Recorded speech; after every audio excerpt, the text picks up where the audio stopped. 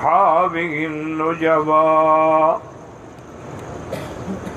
اللهم صل على سيدنا محمد النبي الأمي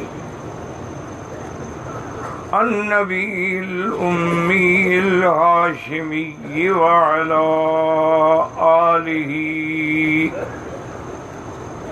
وعلى آله وأصحابه نجوم الهدى.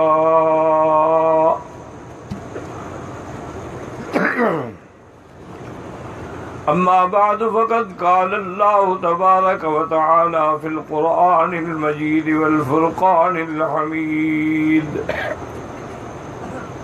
أعوذ بالله من الشيطان الرجيم. بسم الله الرحمن الرحيم.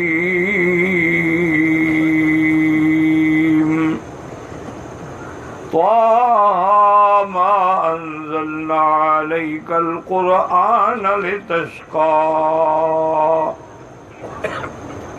إلا تذكرة لمن يخشى تنزيلا ممن خلق الأرض والسماوات العلى الرحمن على العرش استوى.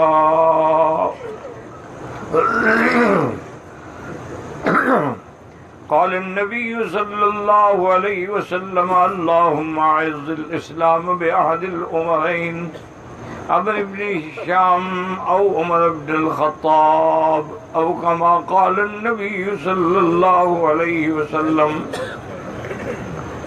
صدق الله العلي العظيم وصدق رسوله النبي الكريم، ونحن على ذلك لمن الشاهدين ومن الشاكرين، والحمد لله رب العالمين.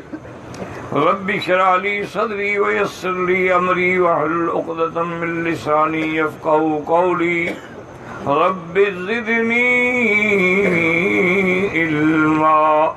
سبحانك لا علم لنا إلا ما علمتنا إنك أنت العليم الحكيم. برادران اسلام، واجب الاحترام بزرگوں، دوستوں، بھائیوں، عزیز نوجوانوں، محترمہ بہنوں، اللہ تبارک و تعالیٰ کے کلام مقدس میں سے چند آیات مبارکہ اور آقا انعامدار حبیب کبریا سیدنا محمد مصطفیٰ صلی اللہ علیہ وعلی آلہ واصحابہ وسلم تسلیما کثیرا کثیرا کے فرامین مبارکہ میں سے ایک حدیث تلاوت کی ہے. دعا فرمائیں کہ اللہ تبارک و تعالی اس عاجز کو مع الاہل صحت عافیت کاملہ دائمہ عاجلہ اور حق بات بیان کرنے کی توفیق عطا فرمائیں. آپ کو حق سننے سمجھنے کی، ہم سب کو حق پر چلنے کی توفیق عطا فرمائیں. پروردگار عالم اپنی رحمت سے تمام آنے والوں کی حاضری، حج، عبادات، صدقات، خیرات منظور و مقبول فرمائیں، اور پروردگار عالم تمام مسلمانوں کی جان، مال، آبرو، عزت کی حفاظت فرمائیں. آج کے درس میں جو میں نے آیت تلاوت کی ہے، اس کا تعلق جو ہے وہ سیدنا امیر المؤمنین عمر بن الخطاب رضی اللہ تعالی عنہ سے ہے. چونکہ سیدنا عمر رضی اللہ عنہ ثانی الخلفاء ہیں اور وزیر النبی المصطفیٰ ہیں. حضور پاک کی ایک حدیث مبارک ہے، آپ نے فرمایا کہ وزیر آیا فی السماء جبرائیل و میکائیل، آسمانوں میں میرے وزیر جبرائیل اور میکائیل ہیں، اور زمین پہ میرے وزیر جو ہیں وہ ابو بکر و عمر ہیں رضی اللہ تعالی عنہما.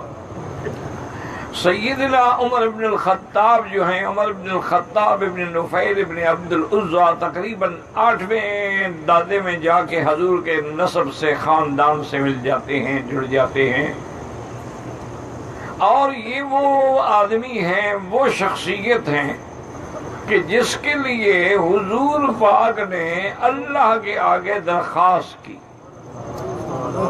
اس لیے علماء کہتے ہیں کہ سارے صحابہ مرید نبی ہیں، لیکن عمر مراد نبی ہے صلی اللہ علیہ وسلم۔ جب بھی نام آئے نا صلی اللہ فوراً کہہ دیا کرو، مجلس میں برکت ہوتی ہے، کہنے کی بھی توفیق ہوتی ہے، اللہ کی رحمتیں نازل ہوتی ہیں۔ حضور صلی اللہ علیہ وسلم کعبۃ اللہ میں بیٹھے تھے، حالانکہ یاد رکھیں کہ حضرت ابو بکر، حضرت عثمان، حضرت علی، حضرت زید، یہ سب لوگ مسلمان ہو چکے تھے، لیکن اسلام کو اتنی طاقت نہیں ملی تھی، اس لیے حضور کعبۃ اللہ میں بیٹھے ہیں اور دعا کی، اللہم اعز الاسلام،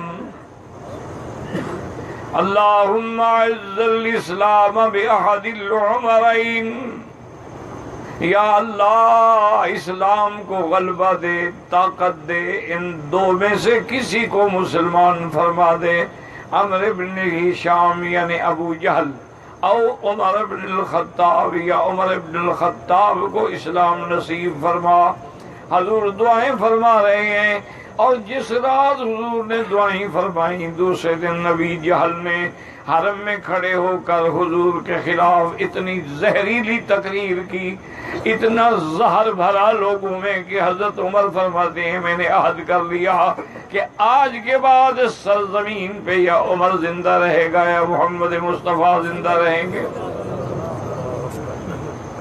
کہتی ہیں کہ میں نے تیاری کی، تلوار، نیزہ، کمائیاں نے پوری طرح مسلح ہو کر میں چلا کہ حضور کو تلاش کروں کہ اس وقت حضور کہاں ملیں گے، اور مقصد میرا یہ تھا نعوذ باللہ کہ میں حضور پہ قاتلانہ حملہ کر دوں گا، اور حضور کو تو خبر بھی نہیں ہوگی نا۔ کہتے ہیں میں اسی غصے میں جا رہا تھا مکے کی بعض گلیوں میں کہ ایک آدمی مجھے ملا اور اس نے دیکھا، اس نے کہا عمر بڑے غصے میں، بڑے تیش میں ہو، الی این ماذا ترید، کیا چاہتے ہو؟ اس نے کہا کہ بس میں محمد غزنی کو قتل کرنا چاہتا ہوں۔ اس نے کہا عمر ایسا کرو کہ حضور کو تو تم قتل بعد میں کرنا، پہلے گھر کو تو سنبھالو، تمہاری تو بہن مسلمان ہو چکی ہے، تم اپنی بہن کو تو روک نہیں سکے ہو اور اللہ کے نبی کو قتل کرنے کے لیے نکلے ہو۔ حضرت عمر غصے میں جوش میں بھر گئے، آگ میں پٹرول پڑا اور سیدھا بہن کے گھر میں آئے۔ آپ کی بہن کا نام بھی فاطمہ بنت الخطاب تھا، اور آپ کے بہنوئی جو ہیں وہ حضرت سعید ابن زید تھے۔ جب ان کے دروازے پہ پہنچی تو اندر سے آواز آ رہی تھی قرآن پڑھنے کی، تلاوت کرنے کی، کیونکہ صحابہ چھپ چھپ کے گھروں میں پڑھتے تھے۔ حضرت عمر نے دروازہ دھڑایا اور دروازہ کھول کے اندر گئے اور بغیر پوچھے ہوئے اپنی بہن پہ پل پڑے اور اتنا زور سے مارنا شروع کیا، اور نے کہا بات کیا ہے، کیوں مار رہے ہو مجھے؟ سعید ابن زید چھڑانے لگے تو ان کو بھی مارنا شروع کیا۔ تو آپ کی بہن نے کہا عمر بتلاؤ تو صحیح نا کہ بات کیا ہے، اور نے کہا سبب تھی، تم نے باپ دادے کا دین چھوڑ کے حضور کا دین قبول کر لیا ہے، میں ان کا دشمن ہوں اور میری بہن اس کا کلمہ پڑھتی ہے، فوراً چھوڑ دو اور اپنے باپ دادے کے دین پہ لوٹ آؤ۔ بی بی فاطمہ کھڑی ہوئی، انہوں نے کہا عمر بات سنو، جس خطاب کے تم بیٹے ہو نا میں بھی اسی کی بیٹی ہوں، میرے اندر بھی وہی خون دوڑ رہا ہے جو تیرے اندر ہے، بات سن لے، ہمارے وجود کو سر سے پاؤں تک ٹکڑے ٹکڑے کر دے، ہم محمد مدنی کا نام نہیں چھوڑ سکتے۔ اب حضرت عمر نے سوچا کہ اتنی بات کیا ہے، اس نے کہا اچھا ایسا کریں کہ جو آپ لوگ پڑھ رہے تھے نا وہ صحیفہ مجھے بھی دے، میں بھی پڑھنا چاہتا ہوں۔ میں نے کہا کہ نہیں، وہ اللہ کا قرآن ہے اور قرآن کو ناپاک آدمی نہیں چھو سکتا، پہلے تم غسل کرو اس کے بعد میں تمہیں وہ دوں۔ حضرت عمر نے بھی اللہ نے جب چاہا تو غسل کر لیا اور آئے اور بیوی نے صحیفہ دے دیا۔ حضرت عمر پڑھے لکھے آدمی تھے، جو چند لوگ لکھنا پڑھنا جانتے تھے ان میں حضرت عمر رضی اللہ عنہ بھی شامل تھے۔ اللہ کی شان ہے کہ اسی سورت مبارک پر لکھا ہوا تھا، حضرت عمر نے پڑھنا شروع کیا، طٰہٰ ما انزلنا علیک القرآن لتشقى الا تذکرۃ لمن یخشی۔ حضرت عمر پڑھ رہے ہیں اور فرماتے ہیں کہ ما احسن الکلام، کیسا پیارا کلام ہے، اور آپ کے آنسو بھی بہنے شروع ہو گئے، قرآن عمر کے سینے میں اتر گیا۔ قرآن تو قرآن ہے نا، یہ جب سے امت نے قرآن چھوڑا ہے گمراہ ہو گئے۔ صحابہ کو اللہ نے عزت دی، عظمت دی، وہ قرآن پڑھ کے پوری دنیا کو فتح کر گئے، ہم نے قرآن کو چھوڑ کے ذلت کا گڑھا اختیار کر لیا۔ اس کے بعد حضرت عمر نے فرمایا بہن سے کہ فاطمہ یہ بتاؤ کہ این محمد صلی اللہ علیہ وسلم، اس وقت حضور کہاں ہوں گے؟ بی بی صاحبہ نے فرمایا کہ آپ تقریباً اس وقت جو ہے دار ارقم میں ہوں گے، میرا اندازہ ہے۔ حضرت عمر فوراً چلے، لیکن وہ ہتھیار تو ساتھ ہیں، دار ارقم پہ آئے اور کنڈی کھٹکھٹائی، ایک صحابی نے دیکھا، کہا عرض کرو حضور سے کہ عمر آیا ہے، دروازے پہ کھڑا ہے، اذن چاہتا ہے۔ اس نے آگے بتلایا کہ یا رسول اللہ صلی اللہ علیہ وسلم، عمر کھڑا ہے لیکن مجھے نیت اچھی نہیں لگتی، اور اسلحہ کے ساتھ تلوار کمان نیزہ لے کے کیوں آیا ہے؟ اگر ملنا تھا تو ایسے آتا۔ حضرت سیدنا حمزہ، حالانکہ ابھی بالکل بچے تھے، رضی اللہ تعالیٰ عنہ نے کہا کہ کھول دو دروازہ، آنے دو عمر کو۔ مکے میں ماؤں نے صرف عمر تو بہادر پیدا نہیں کیا، اگر صحیح نیت سے آیا ہے تو ہم سینے سے لگائیں گے، ورنہ میں عمر کی تلوار چھین کے عمر کی گردن اڑا دوں گا۔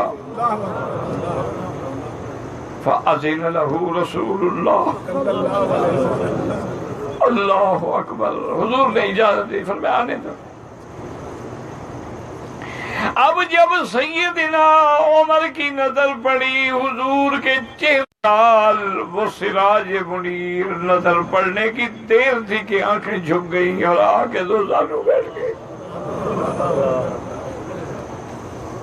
اللہ اکبر۔ کہا ابسط یدک یا رسول اللہ، حضور ہاتھ بڑھائیں، میں مسلمان ہونے کے لیے آیا ہوں۔ حضور نے ہاتھ بڑھایا اور حضرت عمر نے گواہی دی، اشہد ان لا الہ الا اللہ واشہد ان محمد رسول اللہ۔ روایات میں ہے فکبر اصحاب رسول اللہ، صحابہ جو موجود تھے خوشی میں نہ رہے، تکبیر بلند کرتے رہے، اور ابھی بیٹھے تھے کہ جبریل اترا، انہوں نے کہا یا محمد، آج آسمانوں میں بھی اسلام عمر کی خوشیاں منائی جا رہی۔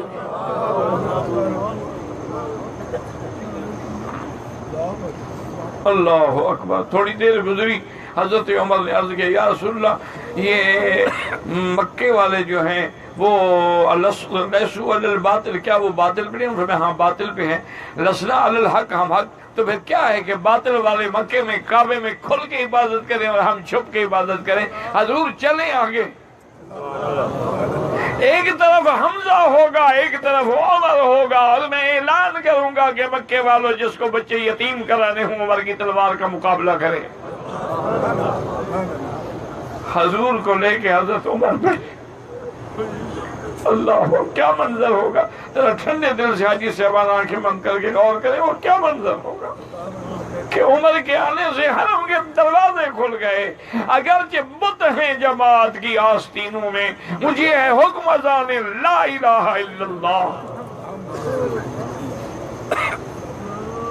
حضور نے یعنی سب سے پہلے کھل کے حرم میں جو جماعت کی ہے وہ حضرت عمر کے اسلام لانے کے بعد کی ہے۔ ایک صحابی آگے بڑھے، انہوں نے کہا عمر تجھے مبارک ہو، رات ہی تو تیرے لیے بدلی دعا مانگ رہا۔ آج اللہ نے ان کی دعا کو قبول فرما لیا ہے۔ حضرت عمر شجاع بھی تھے، بہادر بھی تھے، محدث بھی تھے، ملہم بھی تھے، عبقری بھی تھے۔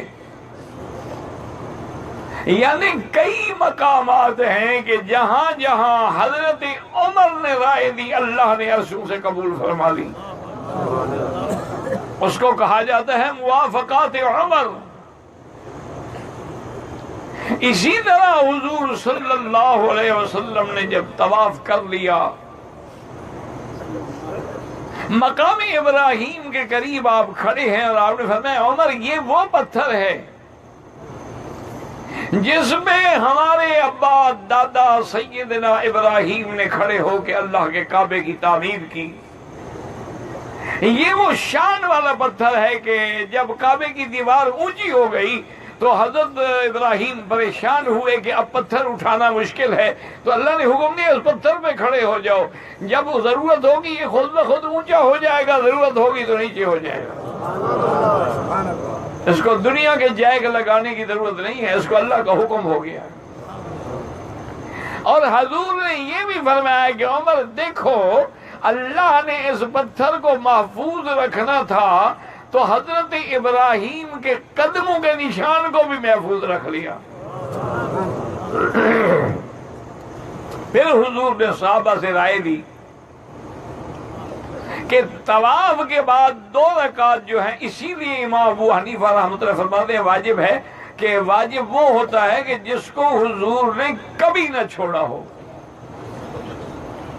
وطر کیوں واجب ہے کہ حضور اونٹنی میں بیٹھے ہوئے تہجد پڑھنے کے بعد یعنی بیٹھے بیٹھے بھی وطر پڑھتے تھے، کبھی نہیں چھوڑے،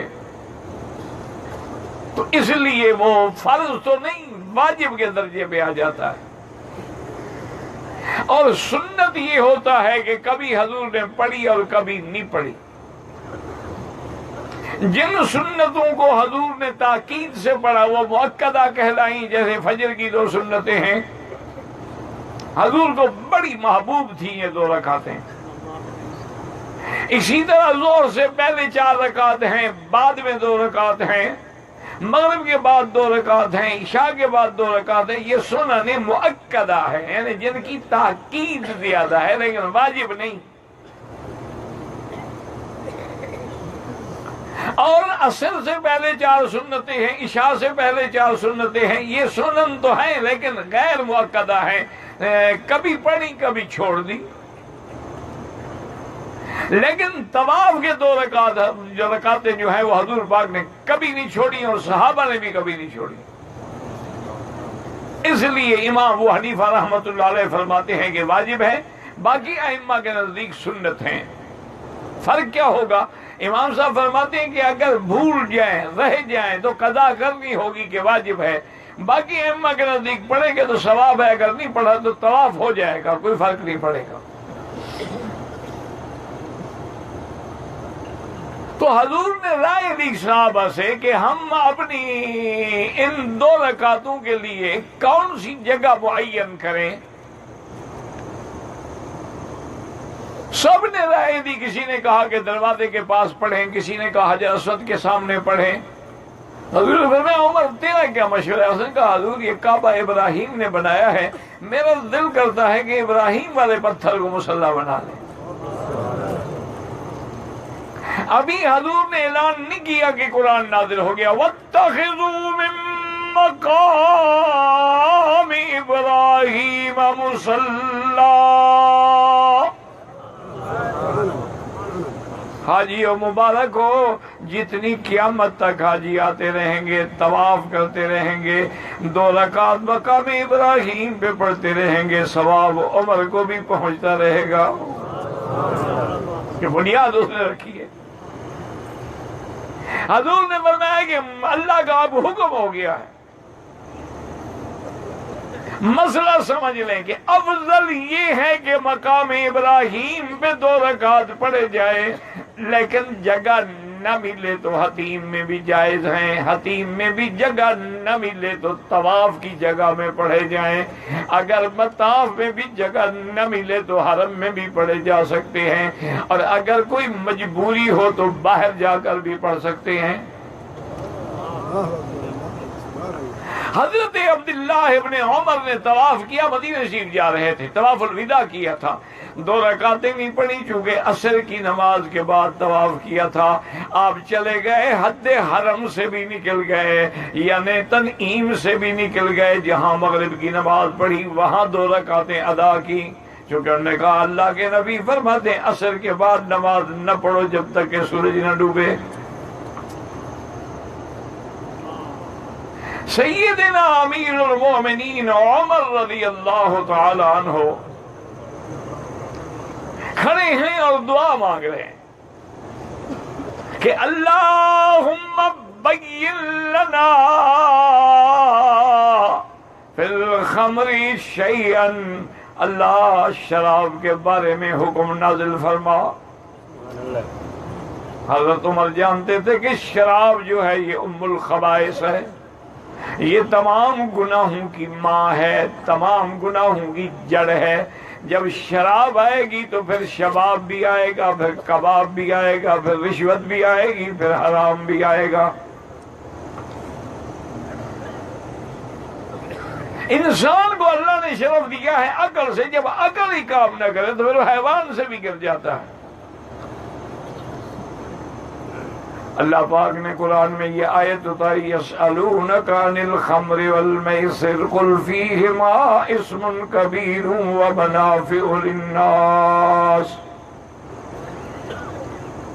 اللہ نے فرمایا میرا مدنی آپ سے پوچھتے ہیں کہ جوئے اور شراب کے بارے میں، ان کو بتا دو کہ اس میں گناہ تو زیادہ ہے لیکن لوگوں کو منافع بھی حاصل ہوتا ہے۔ جوا لگایا پیسے آ گئے، کبھی شراب بیماری کا ذریعہ، علاج کا ذریعہ بھی بن گیا، لیکن اسمہما اکبر من نفعہما، ان کا گناہ جو ہے ان کے نفع سے زیادہ ہے۔ جب یہ آیت نازل ہوئی تو بہت سارے لوگوں نے شراب چھوڑ دی کہ جب گناہ بڑا ہے تو ہم کیوں کریں، لیکن حضرت عمر پھر دعا مانگتے ہیں اللہم بین لنا فی الخمر بیانا واضحا، اللہ اس بدبخت شراب کے بارے میں حکم نازل فرمائے۔ حکم آ گیا، لا ایھا الذین آمنوا لا تقربوا الصلاة وانتم سکارا، حکم آ گیا ایمان والو نشے کی حالت میں نماز نہ پڑھو۔ اب لوگوں نے اور شراب چھوڑ دی، کیوں؟ نشے میں پتہ نہیں کیا پڑھ رہے ہیں، کتنی رکعتیں پڑھی ہیں، کون سی آیتیں پڑھی ہیں، لیکن حضرت عمر کا اطمینان نہیں ہوا۔ حضرت عمر نے پھر دعا مانگی اللہم بین لنا بیانا، یا اللہ شراب کے بارے میں واضح حکم نازل فرما دے۔ اب تیسری دفعہ وجہ کیا تھی کہ لوگ عادی تھے نا، تو ان کو آہستہ آہستہ قدرت چھڑا رہی۔ اب اللہ نے قرآن میں آیت نازل کی یسألونک عن الخمر والمیسر والانصاب والازلام، اللہ نے فرمایا رجس من عمل الشیطان فاجتنبوہ لعلکم تفلحون۔ اب جب آیت آئی کہ یہ پلیتی ہے، رجس ہے، ناپاک ہے، رک جاؤ، صحابہ نے کہا انتہینا انتہینا انتہینا۔ حضرت عمر نے کہا الحمدللہ، اللہ تیرا شکر ہے کہ اب بات واضح ہو گئی۔ اب صحابہ کہتے ہیں کہ ایسا حکم جب آیا ہے تو مدینے کی گلیوں میں شراب بہ رہا تھا جیسے پانی بہتا ہے، ہر گھری کے گھر میں کبھی مٹکے تھے، کبھی کچھ تھا، کبھی ہاتھ میں گلاس بھی پکڑا، حکم آ گیا، ختم۔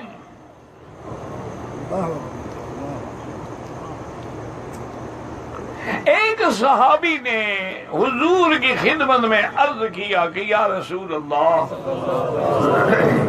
میرے پاس کچھ یتیموں کا مال ہے اور میں نے جا کے ان کا شراب خریدی ہے کہ بیچوں گا تو ان کو نفع ہوگا، اور مدینے میں آیا تو پتہ لگا شراب حرام ہو گئی ہے۔ اب اس کے بارے میں کیا حکم ہے؟ وہ یتیم تو رل جائیں گے، ان کی تو کل پونجی یہ تھی، کل پیسہ یہ تھا جس کا میں شراب لے آیا ہوں۔ حضور نے فرمایا اپنے صحابی سے کہ اللہ پاک نے شراب کو حرام کر دیا ہے۔ اب صحابی بیچارہ بیٹھا ہے، اس نے کہا حضور ایک میرا عرض ہے، اگر آپ اجازت دیں تو میں یہ شراب لے کے کسی کافر ملک میں چلا جاتا ہوں، کافروں کو بیچ دیتا ہوں تاکہ ان یتیموں کا مال تو بچ جائے نا۔ حضور پاک نے فرمایا میرے صحابی تمہیں پتہ نہیں کہ ثمن الحرام حرام، جس حرام چیز کو بیچا جائے اس کا پیسہ بھی حرام ہوتا ہے۔ ڈال دو ڈیل دو، اللہ یتیموں کو اپنے خزانے غیب سے رزق دے گا۔ تو حرمت خمر کا حکم جو ہے وہ بھی دعائے عمر ہے رضی اللہ عنہ۔ اسی طرح جب جنگ بدر ہوئی، اللہ نے فتح دی، عزت دی، غلبہ دیا، کافروں کے 70 سردار مارے گئے اور 70 قیدی ہو گئے۔ حضور پاک نے صحابہ کو بلایا، قریش کو، انصار کو، حضرت ابو بکر کو، حضرت عمر کو، حضرت عثمان کو، سعد بن عبادہ کو، سب کو بلایا کہ بھئی اب ان قیدیوں کے بارے میں ہم کیا کریں۔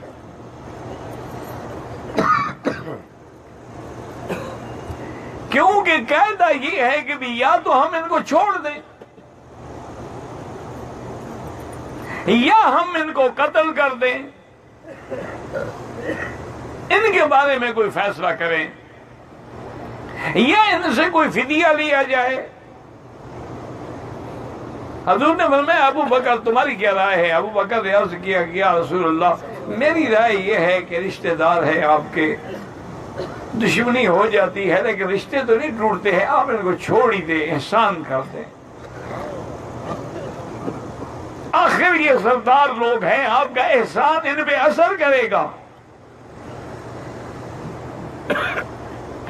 سب سے پوچھنے کے بعد حضور نے فرمایا عمر تیری کیا رائے ہے؟ حضرت عمر کھڑے ہو گئے، انہوں نے کہا یا رسول اللہ اگر میری رائے پوچھتے ہو، حکم دو حضرت علی کو، حکم دو حضرت جعفر کو، حکم دو حضرت عثمان کو، حکم دو مجھے، ہر آدمی اپنے رشتہ داروں کی گردن پہ تلوار پھیر دے، آج کفر کی جڑ کاٹ ڈالو۔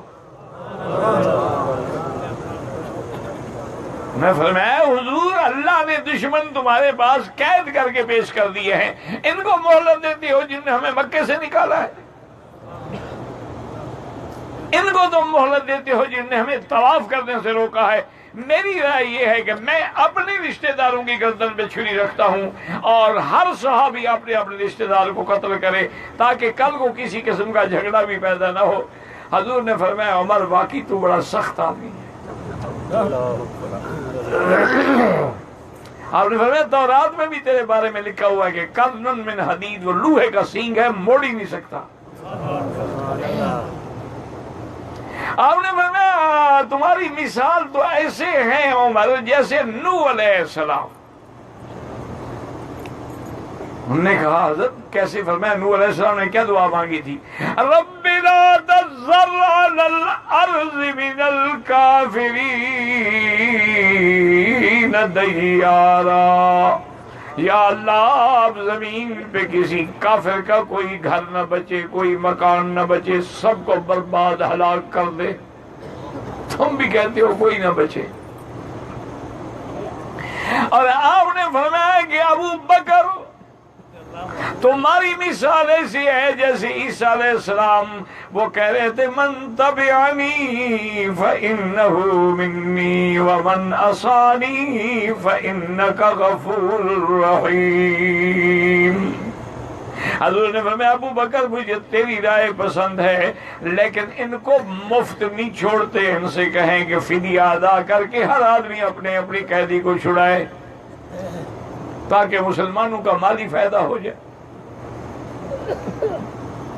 دوسرے دن حضور ایک چھوٹا سا درخت تھا اس کے نیچے بیٹھے ہیں اور حضرت ابو بکر بھی بیٹھے ہیں، حضور بھی رو رہے ہیں، حضرت ابو بکر بھی رو رہے ہیں۔ حضرت عمر آئے، سلام کیا اور عرض کیا کہ ما یبکیک یا رسول اللہ، حضور آپ کیوں رو رہے ہیں، مجھے بتائیں تاکہ میں بھی شریک ہو جاؤں۔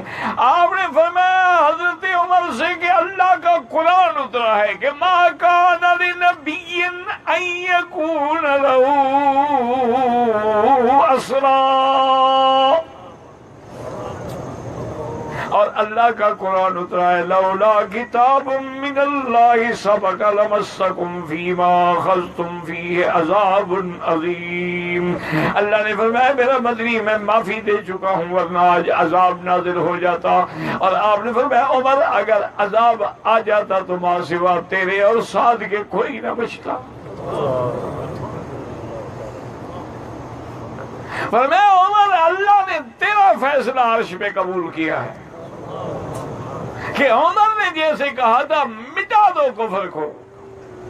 حضرت عمر بڑے جلال والے تھے نا، جنگ احد کے بعد بیٹھے ہیں، شکست ہو گئی ہے، سرکار دو عالم زخمی ہو گئے ہیں، اور ابو سفیان زور زور سے پکار رہا ہے حل فیکم محمد صلی اللہ علیہ وسلم، بھائی آپ لوگوں میں حضور محمد مصطفیٰ ہیں؟ صحابہ خاموش ہیں۔ اس نے پوچھا حل فیکم ابو بکر، ابو بکر زندہ ہے؟ کوئی جواب نہیں۔ اور نے پوچھا حل فیکم عمر، عمر زندہ ہے؟ کوئی جواب نہیں۔ حضرت عمر فرماتے ہیں میں تڑپ رہا ہوں کہ میں اس بدبخت کو کیسے جواب دوں، چونکہ اس وقت تو کافر تھا نا ابو سفیان۔ کہتے ہیں اسی اثناء میں ابو سفیان نے نعرہ لگایا اعلو حبل، آج ہمارا خدا حبل جو ہے وہ بلند ہو گیا، اس کی وجہ سے ہم ماننے والوں کو فتح ملی اور مسلمان شکست کھا گئے۔ حضرت عمر نے کہا حضور مجھ سے برداشت نہیں ہوتا، مجھے اجازت دے میں جواب دوں۔ آپ نے فرمایا اجازت۔ عمر کھڑے ہوئے اور نے کہا اعلو حبل۔ حضرت عمر نے فرمایا اللہ اعز واجل۔ اب ابو سفیان نے دوسرا نعرہ بلند کیا کہ لنا العزا ولا عزا لکم، عزا خدا بھی آج ہمارے ساتھ ہے تمہارے ساتھ نہیں۔ حضرت عمر نے فرمایا کہ بدبخت اللہ مولانا ولا مولا لکم، اما اللہ ہمارا ولی ہے تمہارا نہیں ہے۔ اس نے اس کے بعد کہنے لگا کہ قتلانا بقتلا بدر سوا، کہ تم نے ہمارا 70 بدر میں مارا تھا، ہم نے 70 احد میں مار دیا، برابر ہو گئے۔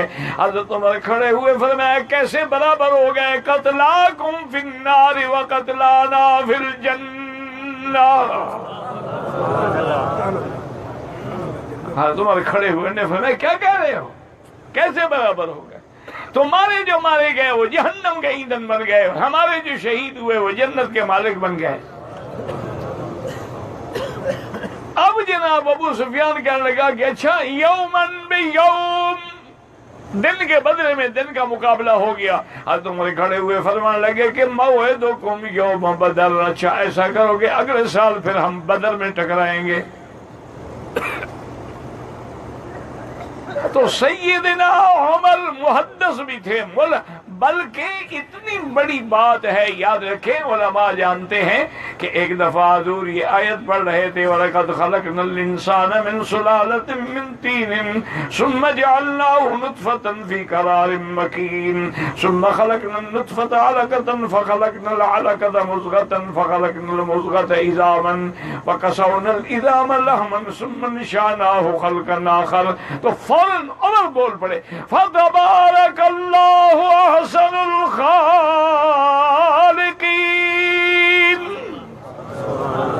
یہ حضرت عمر کا کلام ہے۔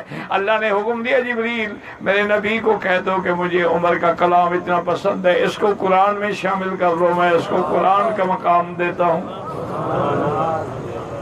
یہ یعنی شان بھی حضرت عمر کو ملی ہے کہ ان کی اس بات کو قرآن کا حصہ بنا دیا گیا کہ قیامت تک پڑھا جائے گا۔ اور اسی طرح یاد رکھیں کہ سیدنا عمر کہتے رضی اللہ اکبر. ایک دفعہ حضور گھر میں تھے، آپ سفر سے واپس آئے تھے، تو ایک کالے رنگ کی باندی تھی، یعنی بیچاری سیاہ رنگ کی، تو وہ دف لے کے خوشی میں حضور کے سامنے بیٹھی ہوئی دف بھی بجا رہی تھی اور حضور کی شان میں کوئی شعر بھی پڑھ رہی تھی. حضور پاک خاموش رہے. حضرت ابو بکر آئے، وہ بھی خاموش رہے. تھوڑی دیر کے بعد حضرت عثمان آئے، وہ بھی خاموش رہے. تھوڑی دیر گزری، دروازے پہ دستک ہوئی، پوچھا کون ہے؟ انہوں نے کہا عمر ہے. وہ جلدی سے اس نے دف نیچے رکھ لی، دف کے اوپر بیٹھ گئی ڈر کے مارے. حضور پاک بڑے مسکرائے. آپ نے فرمایا عمر جہاں سے تم آتے ہو نا شیطان بھی بھاگ جاتا ہے، تم سے تو شیطان بھی ڈرتا ہے. تم جس راستے سے آ رہے ہوتے ہو نا شیطان وہ گلی چھوڑ کے دوسری گلی میں چلا جاتا ہے. اور یہ بھی حضور نے فرمایا تھا ان اللہ وضع الحق علی لسان عمر، اللہ پاک نے حق حضرت عمر کی زبان پہ رکھا ہے. جب بھی بات کہتا ہے تو حق بات کہتا ہے. سیدنا امیر المومنین حضرت عمر کہتے رضی اللہ اکبر اللہ اکبر. آپ فرماتی ہیں کہ حضور پاک نے عبداللہ ابن ابی منافق کے جنازے کا اعلان کر دیا کہ میں جنازہ پڑھاؤں گا. وجہ یہ تھی کہ عبداللہ ابن ابی تو رئیس المنافقین تھا، لیکن اس کا بیٹا پکا مسلمان تھا. اس نے آگے درخواست کی تھی کہ یا رسول اللہ صلی اللہ علیہ وسلم مجھے مہربانی کر کے میرے ابے پر اگر موت آ جائے تو جنازہ آپ پڑھا دیں، شاید آپ کی دعا سے اللہ ان کی مغفرت کر دے. حضور نے فرمایا اچھا بیٹا میں جنازہ پڑھاؤں گا. حضور نے وعدہ فرما لیا. صرف اتنا نہیں بلکہ حضور نے اپنا قمیض مبارک بھی دیا، کہا کہ یہ میرے قمیض میں جا کے باپ کو دفن کرو، کفن دو. مسلمانوں اپنے عقیدے صحیح رکھو. اچھا یہ پتہ ہے کیوں قمیض دیا تھا حضور نے؟ حالانکہ حضور جانتے تھے وہ کافر ہے، منافق ہے، دشمن رسول ہے. اور جنگ احد میں شکست کا سبب یہی عبداللہ ابن ابی تھا کہ وہ اپنے 400 قبیلے کے لوگوں کو لے کے پیچھے ہٹ گیا. تو مسلمانوں کی فوج کا مرال جو تھا نا وہ ٹوٹ گیا. وجہ اس کی یہ تھی کہ بدر والے دن جب قیدی آئے نا تو حضور کے چچا حضرت عباس بھی قید تھے، ان کا قمیض پھٹ گیا تھا. حضور نے فرمایا کسی کے پاس قمیض ہو تو لے آؤ میرے چاچے کو دے دو. تو کسی کا قمیض نہیں آیا. تو بہت بڑے گرانڈیل جوان تھے ماشاءاللہ. اس عبداللہ ابن ابی کا قمیض ہے تو اس نے قمیض دیا تھا. حضور نہیں چاہتے تھے کہ اس ظالم کا احسان باقی رہے.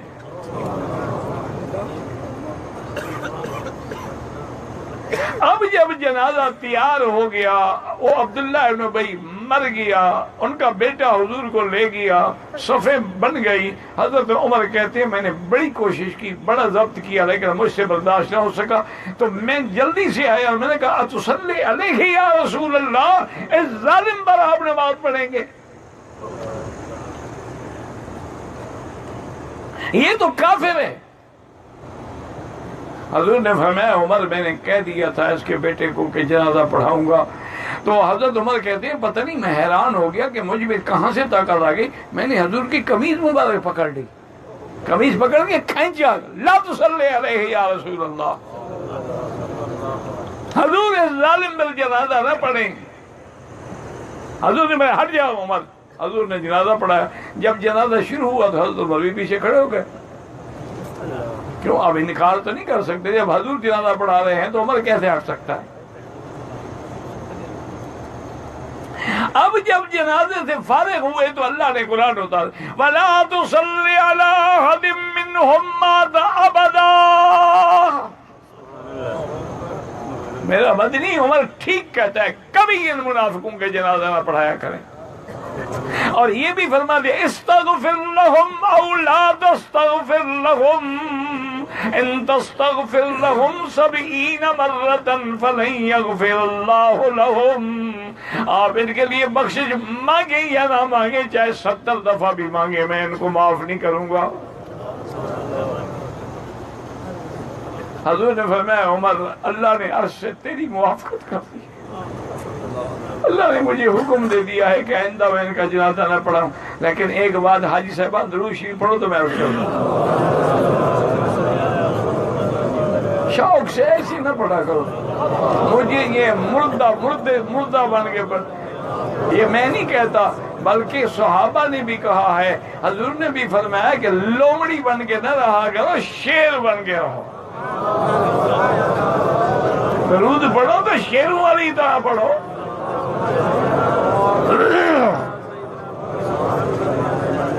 اب جناب بات سمجھیں کہ اللہ نے منافق کے جنازے سے روک دیا، لیکن اگر قرآن 10 منٹ پہلے نازل ہو جاتا تو حضور جنازہ ٹھیک ہے کہ نہیں بھئی؟ اگر یہ قرآن کی آیات نازل ہو جاتی تو حضور جنازہ نہ پڑھاتے، لیکن جنازے کے بعد نازل ہوئیں۔ وجہ کیا تھی؟ اگر پہلے آ جاتی تو عمر کی بات رہ جاتی اور حضور کی بات ٹل جاتی۔ اللہ نے فرمایا نہیں، میرا مدنی کہہ چکا ہے، ابھی تو میں نبی کی پوری کرتا ہوں، آئندہ کے لیے روک دیتا، ورنہ تو پہلے بھی دعا سکتا تھا۔ زندگی باقی تو بات باقی انشاءاللہ، واللہ اعلم۔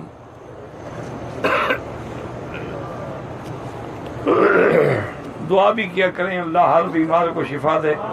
مجھے بھی کل سے کچھ ایسی تکلیف ہے، بس دعا کیا کریں، یہ آپ کی دعاؤں سے ہی گاڑی چل رہی ہے۔ میری بیوی جو ہے بغیر اجازت کے شادی پہ چلی جاتی ہے، کسی کے جنازے پہ بھی چلی جاتی ہے، مجھ سے پوچھتی بھی نہیں ہے، تو اس کو آپ نصیحت کریں، ہدایت کریں، سمجھانے کی کوشش کریں۔ آپ بھی تو اس کے پوچھے کے بغیر کئی مقامات پہ تشریف لے جاتے ہوں گے نا، تو بات تو برابر کی چوٹ ہے۔ تم اگر غلطی نہیں کرو گے وہ بھی نہیں کرے، پہلے اپنی اصلاح کرو۔ جب تک بندہ خود ٹھیک نہ ہو بیوی ٹھیک نہیں ہو سکتی۔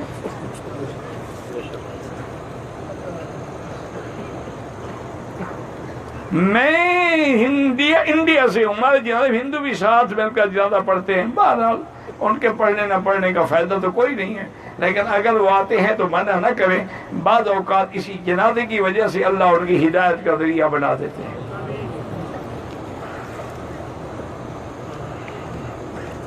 مسجد حرام کے فرش دھونے کے بعد اس خوشبو لگاتے ہیں تو فرش پر احرام کی حالت میں ہاتھ پھیرا، ہاتھ پر تر ہو گیا، کوئی حد نہیں، کچھ نہیں ہوتا، لیکن بہتر ہے 5-10 ریال خیرات کر دو۔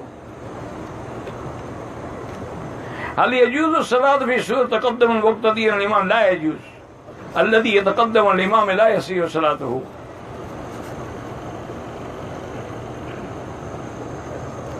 اذا اشتد امکان اختلاط النساء بالرجال في المطاف من يستطيع المنع للنساء لمن ان النبي صلى الله عليه وسلم قال لا تمنعوا اماء الله عن بيوت الله۔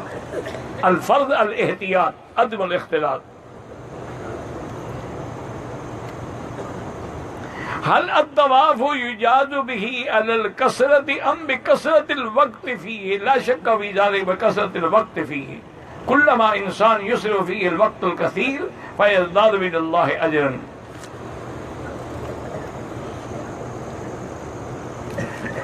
12 دن حجہ کو ہم نے 11:50 پہ کنکریاں ماری ہیں، سب ٹھیک ہو گیا، اللہ قبول فرمائے۔ 5-10 منٹ کو جو ہے نا وہ دیوال ہو جاتا ہے۔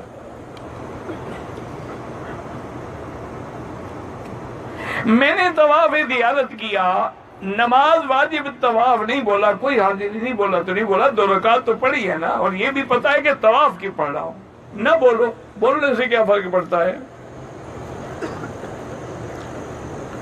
حیض کی حالت میں اگر عورت طائف گئی، واپسی بے احرام نہیں باندھا، جب پاک ہو جائے طائف سے ہی عمرہ کرے، ورنہ دم دینا پڑے گا۔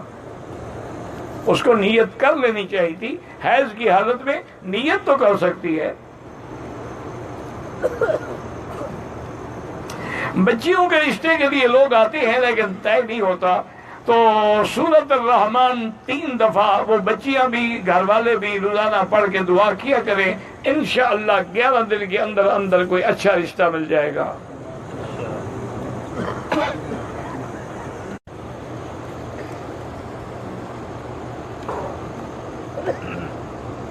جو لوگ بہار ملک مسافر ببسی حلال ہے، مجھے کیا پتا ببسی کس چیز سے بنتی ہے، کہتے ہیں کہ اس میں کوئی منشیات کا مادہ ہوتا ہے، اللہ عالم، میں نہیں جانتا۔ کہتے کہ دو بیویاں ایک کمرے میں اکٹھے رہ سکتی ہیں، اگر وہ راضی ہیں تو تمہیں کیا تکلیف ہے؟ ویسے ہے تو ناممکن کہ دو تلواریں ایک میان میں رہیں، لیکن اگر وہ راضی ہیں تو اچھی بات۔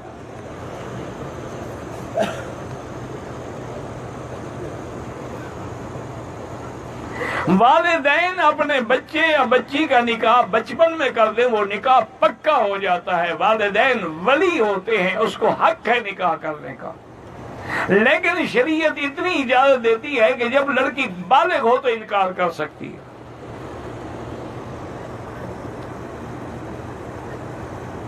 مرد کی لباس ٹخنوں سے اوپر ہو، بس کتنی لمبی چھوٹی کی کیا ہے۔ میرے بیٹے نے کبوتر بازی شروع کر رکھی ہے، 2 رکعت نماز پڑھ کے دعا کرو اللہ ہدایت دے۔ بھائی شیعہ جو ہے 360 قسم کا شیعہ ہے، ایک تھوڑا ہے۔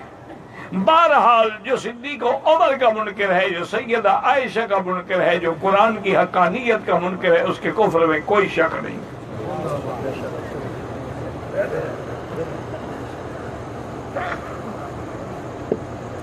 کہتے جی کہ یہاں پر پولیس سختی کرتی ہے عورتوں کے ساتھ بھی، عورتیں بھی اگر عمل پہ چلیں نا تو کوئی سختی نہیں کرے گا۔ جب حرم 1 گھنٹہ پہلے آ جائیں کوئی نہیں روکے گا، کوئی دھکے نہیں دے گا، کوئی تم جو این ٹائم ہو تو وہ کیا کریں؟ اچھا وہ جب کہتے رہتے ہیں تم بات سمجھتی نہیں ہو تو آخر کریں کیا، مجھے بتاؤ۔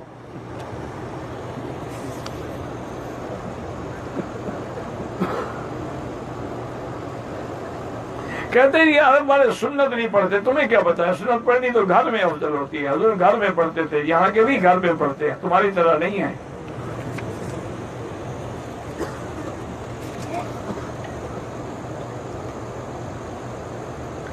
احرام کے بعد عورت کے بال کٹھے کر کے آخر میں جب جمع ہوں تو 1 پور کے برابر۔ حج کے سارے ارکان صحیح ہو گئے، اگر دم دیں کیا ضرورت ہے؟ دم تب ہوتی ہے جب کوئی واجب چھوٹے، ویسے صدقہ کر دو۔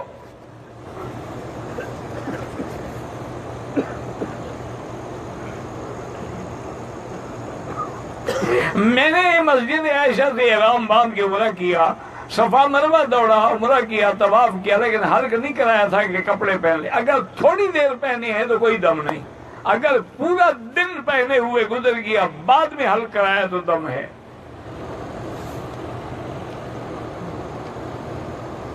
طواف کے 3 چکروں کے اندر جو ہے نا جی رمل ہوتا ہے، لیکن کندھا 7 چکروں میں نکالا جاتا ہے، استباح کیا جاتا ہے۔ عرفات سے واپسی پر حدود مزدلفہ کہاں سے شروع ہوتی ہے؟ وہاں بورڈ لگے ہوئے ہیں۔ عورت اپنے محرم کے بغیر طواف کر سکتی ہے، بالکل کر سکتی ہے۔ جائے نماز پر جو خانہ کعبہ کی تصویر ہے کوئی حرج نہیں، لیکن کوشش کیا کرو کہ جا نماز سادہ ہو تاکہ انسان کا خیال کسی دوسری طرف نہ جائے۔ اگر لے بیٹھے ہو تو اس نے کپڑا ڈال دیا کوئی سفید۔ یہاں کے علماء جو ہے مسلکاً امام احمد بن حنبل رحمۃ اللہ علیہ کی فقہ پہ عمل کرتے ہیں۔ شادی کو تقریباً 16 سال ہو گئے، ہمارے بچے ضائع ہو جاتے ہیں، یہ بھی اللہ کے فیصلے ہیں۔ بہرحال سورۃ یوسف پڑھ کے دعا کیا کرو۔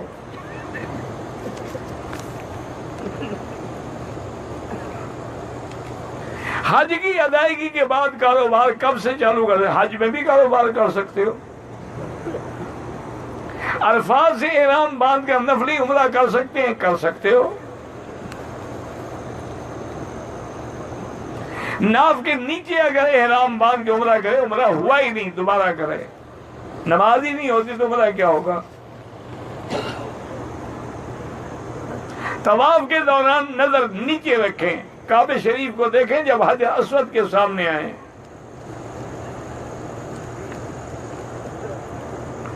دوسرے جمرات پتہ نہیں جمرات میں مینا میں قیام نہیں کیا، کوئی حرج نہیں، بڑا سنت سے محروم ہو گئے لیکن دم نہیں پڑتی۔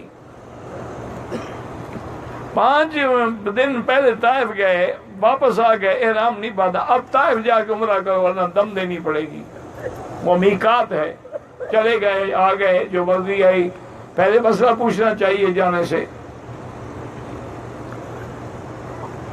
ایک حافظ قرآن قیامت والے دن اپنے خاندان کے 10 آدمیوں کی شفاعت کرے گا، الذین وجبت لہم النار، جن کو جہنم کے پروانے مل گئے ہوں گے ان کو بھی چھڑا دے گا۔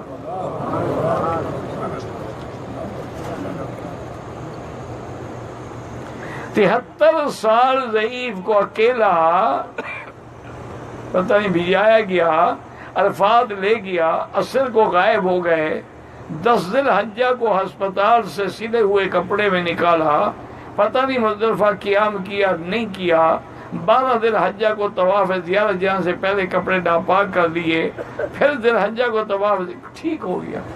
آپ نے بہرحال عرفات وہ گیا تھا، اس کے بعد بے ہوش ہو گیا، مزدلفہ نہیں گیا، کوئی بات نہیں۔ طواف زیارت بیماری کی وجہ سے 21 ذی الحجہ کو کیا، وہ بھی جائز ہے۔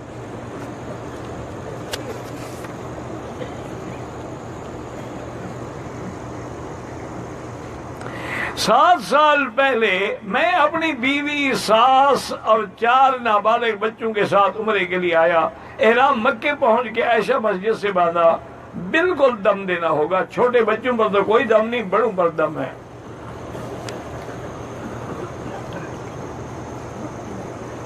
ہمارے کچھ دوست حج کے لیے آئے ہیں مگر وہ حرم میں نمازیں نہیں پڑھتے، ہوٹل میں اپنے مفتی کے پیچھے پڑھتے ہیں، جن کو اللہ محروم کرے، آپ ہی ہمیں کیا کر سکتے ہیں؟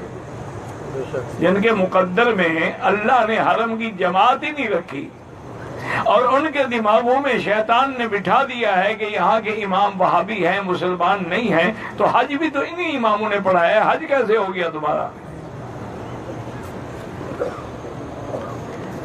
اصل ان کا قصور نہیں ہے، جب اندر جراثیم ہوں نا اللہ آنے نہیں دیتا۔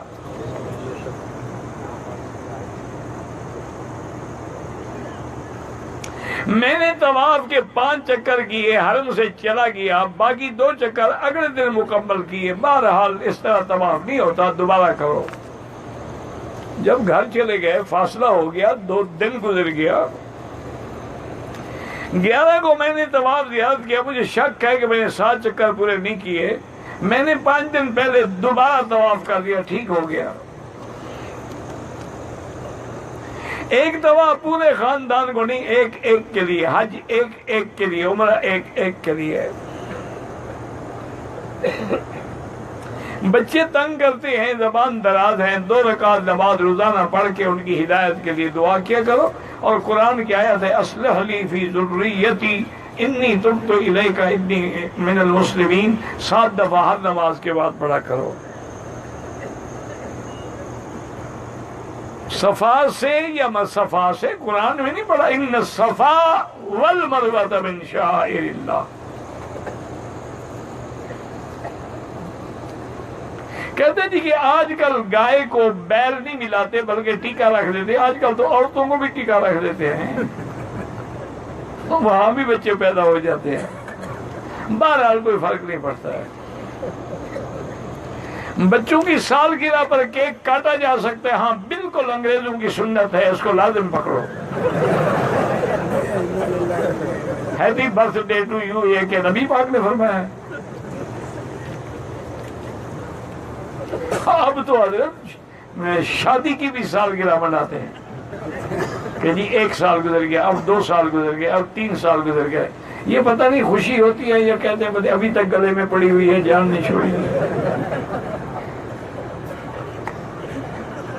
حضرت لقمان کے بیٹے کا نام محمد ناران تھا، مجھے نہ حضرت لقمان ملے ہیں نہ ان کا بیٹا ملا ہے، آپ کو ملے تو نام پوچھ لینا۔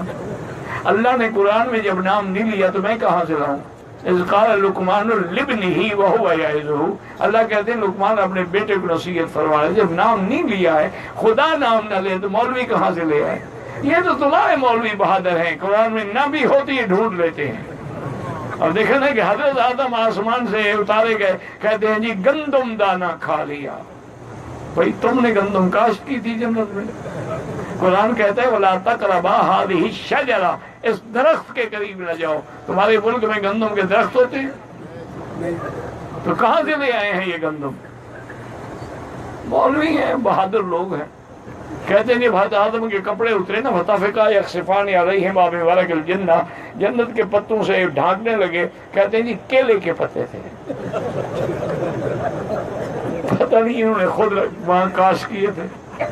اِنَّا لِلَّهِ وَإِنَّا. اچھا سب سے بڑی بہادری تو ہماری حلوائی برادری کی ہے. وہ کہتے ہیں کہ حضرت پیران پیر کو دستگیر کا لقب کیوں ملا ہے؟ اس لیے کہ اللہ میاں اور پیران پیر ہاتھ میں ہاتھ ڈالے جنت میں سیر کر رہے،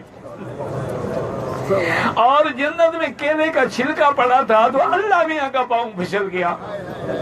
پیران پیر نے پکڑ لیا تو انہوں نے فرمایا اچھا آج کے بعد تم دستگیر ہو.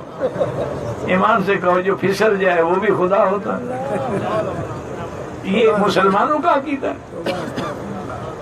دعا کرو، بس حرم میں بیٹھے ہو دعا کرو اللہ ہدایت، دعا کرو اللہ ان کو بھی غلط عقیدوں سے بچائے، اللہ ان کو بھی صراط مستقیم نصیب کرے. وہ ہمارے دشمن تو نہیں ہے نا، بس بیچارے بھٹک گئے.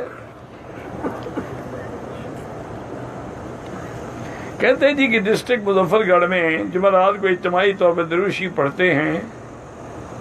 بہرحال گزارش یہ ایسا کوئی حکم نہیں ہے شریعت میں، لیکن اگر دروشی پڑھا جائے تو اچھی بات ہے، لیکن پابندی نہ کریں. کبھی کسی رات، کبھی کسی رات، کبھی کسی رات، کبھی دن میں، کبھی رات میں، تاکہ اپنی طرف سے تعیین نہ کریں. اگر احرام کی حالت میں آدمی زخمی ہو گیا، اس کا خون نکل آیا، کوئی بات نہیں.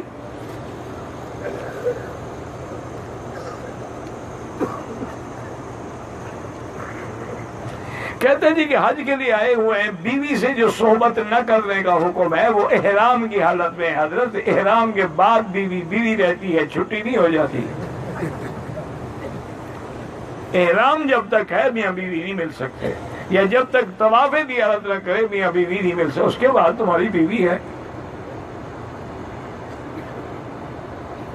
جائیداد کو اپنے بیٹوں میں سے صرف ایک بیٹے کو دے تو ظلم ہے، قیامت میں پکڑے جائیں گے. مجھے وہم اور شک کا مرض ہے. یہ اللہ کا نام ہے نا، یا قوی پڑھا کرو. طائف کیا بغیر احرام کے آیا، مسجد عائشہ سے احرام باندھ کے عمرہ کیا، دم پڑ گئی. طائف میقات ہے، مسجد عائشہ میقات تھوڑا ہے. یا تو پھر طائف جا کے باندھتے. میں نے طواف کے بعد واجب نہیں کہا، 2 رکعت نفل کہہ دیا، کچھ نہیں ہوتا، ادا ہو گئی. اگر زندگی میں تقسیم کرنا چاہے وراثت تو شریعت کے مطابق کہ لڑکے کے 2 حصے اور لڑکی کا 1. اگر طواف کے دوران وضو ٹوٹ جائے چھوڑ دے، وضو کر کے پھر شروع کرے.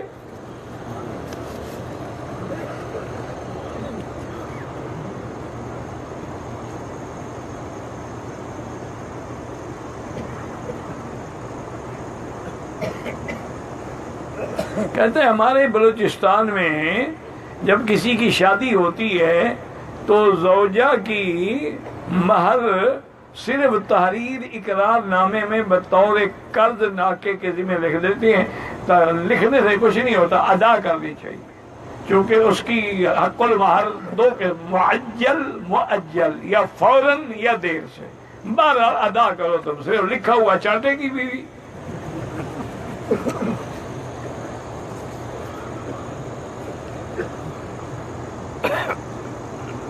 آج سے 20 سال پہلے مطاف میں بیان کرتے تھے، اللہ عالم مطاف میں سینکڑوں بیان کرتے ہیں، میں بھی کرتا تھا. واپسی پر اگر مہمان گھر میں ہیں ان کو زمزم پلائیں، کیوں نہ پلائیں؟ تھوڑا تھوڑا کر کے دیں، اگر تھوڑا ہے تھوڑا دیں، زیادہ ہے زیادہ دیں. طائف کیا احرام نہیں باندھا، طائف سے عمرہ کرو.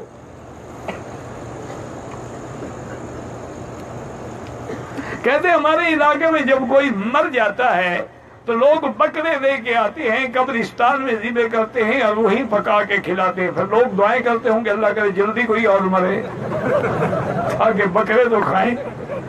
وہ جناب بالکل کھانا بھی حرام ہے، کھلانا بھی حرام ہے.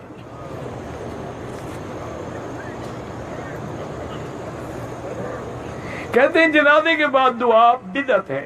قبر پر قرآن کے لیے پیسے جمع کر کے مولوی کو دیتے ہیں، بالکل ناجائز ہے. ہمارے یہاں جب کوئی فوت ہو جاتا ہے تو کل خانی کی بہت بڑی دعوت ہوتی ہے، بالکل بدعت ہے. کس کے پیسوں سے ہوتی ہے؟ مرنے والے کے یا تم اپنی طرف سے کرتے ہو؟ کل ظہر کے بعد نماز طواف کے دوران 1300 پتہ نہیں ریال گر گئے، اللہ پاک مدد کرے. کہتا جی کہ زمزم اور کھجور جو ہے ہم اپنے ملک میں ہندوؤں کو دے سکتے ہیں، بالکل دے سکتے ہیں. ابو جہل کیا کھاتا تھا پیتا تھا؟ اور اس نیت سے دو کہ یا اللہ اس زمزم کی برکت سے ان کو اسلام نصیب فرما. اگر غیر مسلم کہے السلام علیکم تو آپ کہیں وعلیکہ، بس وضاحت نہ کریں. ایک دن آدمی جانے سے 2 دن پہلے الوداعی طواف کر لیتا ہے، اس کے بعد نفلی طواف کرتا رہے. جو آخری طواف ہے پھر خود بخود الوداع ہو جائے گا.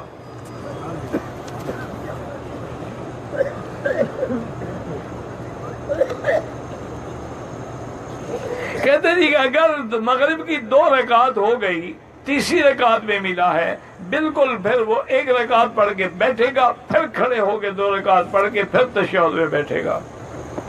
زمزم کے پانی سے کھانا پکا سکتے ہیں، پتا سکتے ہیں. اگر بندے کا وضو کو ٹوٹ جاتا ہے بار بار تو ہر نماز کے لیے جو وضو ہے نا، مثلا عصر کو وضو کیا وہ مغرب تک کافی ہے. ٹوٹتا ہے، طواف کریں، نفل پڑھیں، سب کچھ کریں.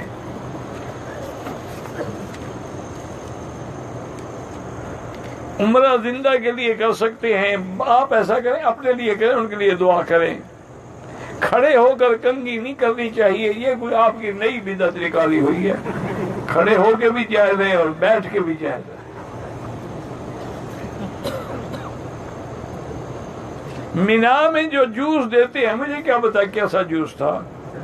مسواک اور ٹوتھ برش میں فرق ہے، بالکل فرق ہے. ٹوتھ برش میں خوشبو ہوتی ہے، وہ احرام میں استعمال نہیں ہو سکتا. مسواک تو ہو سکتا ہے.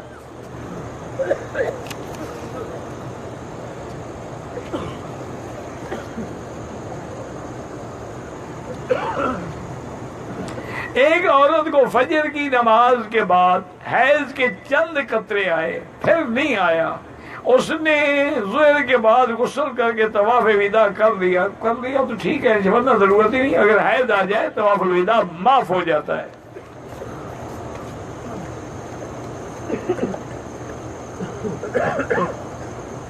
بہرحال آپ کی بیوی کو جو خواب آیا ہے وہ جانے، خواب جانے، مجھے تعبیر نہیں آتی. 8 دن حجہ کو حج کے لیے احرام باندھا، چیکنگ کی وجہ سے 1 گھنٹے کے بعد اتار دیا، پھر رات 11 بجے احرام باندھ کے حج کیا، ٹھیک ہو گیا. مدائن صالح جانا چاہیے، تاریخی مقام ہے، ورنہ کوئی ضروری تو نہیں ہے.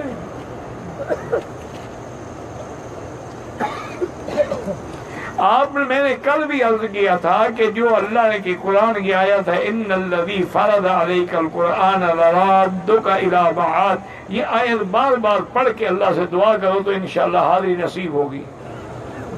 سہیل نام رکھنا جائز ہے، جائز ہے.